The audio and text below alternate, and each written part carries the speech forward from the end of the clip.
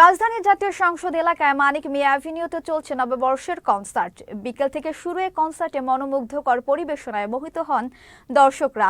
সংস্কৃতি মন্ত্রণালয়ের আয়োজনে এই কনসার্টে কারিগরি সহায়তা দিচ্ছে চীনা দূতাবাস, বাস্তবায়ন করছে বাংলাদেশ শিল্পকলা একাডেমি। আয়োজনের মূল আকর্ষণ ড্রোন শো। শুরুতে বান্দরবানের ক্ষুদ্র জাতি গোষ্ঠীর গানের দল বেসিক গিটার লার্নিং স্কুলের ক্ষুদে শিল্পীদের পরিবেশনার মাধ্যমে আয়োজন শুরু হয়। এরপর মঞ্চে ওঠেন রাফি অ্যান্ড রকার্স ব্যান্ড দলের সদস্যরা। কনসার্টের 4:30টার দিকে মঞ্চে ওঠেন মিঠুন চক্র ও জালাল আহমেদ।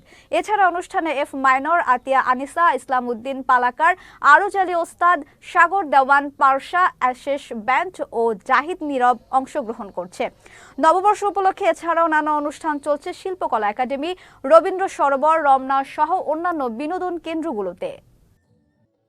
আজ নববর্ষের প্রথম প্রভাত, বিশ্বের কল্যাণ, শত শত সংখ্যের মঙ্গল ধুনতে বুঝে যাক সব দুঃখ শোক। অনেক আনন্দ করলাম আজকে, সারাদিন ঘোরাফেরা, গান বাজনা, এই আনন্দের মধ্যে দিয়ে কাটলো। আরও ইচ্ছা আছে ঘোরার, আরও ঘুরবো, আরও আনন্দ করব। বৈশাখটা আনন্দময় হোক, আনন্দ যাত্রা দিয়ে শুরু হোক, এটাই আমার কামনা। আমি এখানে আমার ভাইয়ের সাথে এসেছি, যেহেতু আজকে বাংলা নববর্ষ। খুব আনন্দ করেছি, খুব মজা করেছি।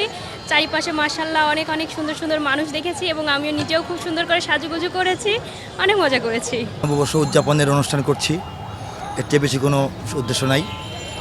আর বাংলাদেশের জনগণের সামনে বাঙালি সংস্কৃতি, দেশীয় সংস্কৃতি তুলে ধরার চেষ্টা করছি।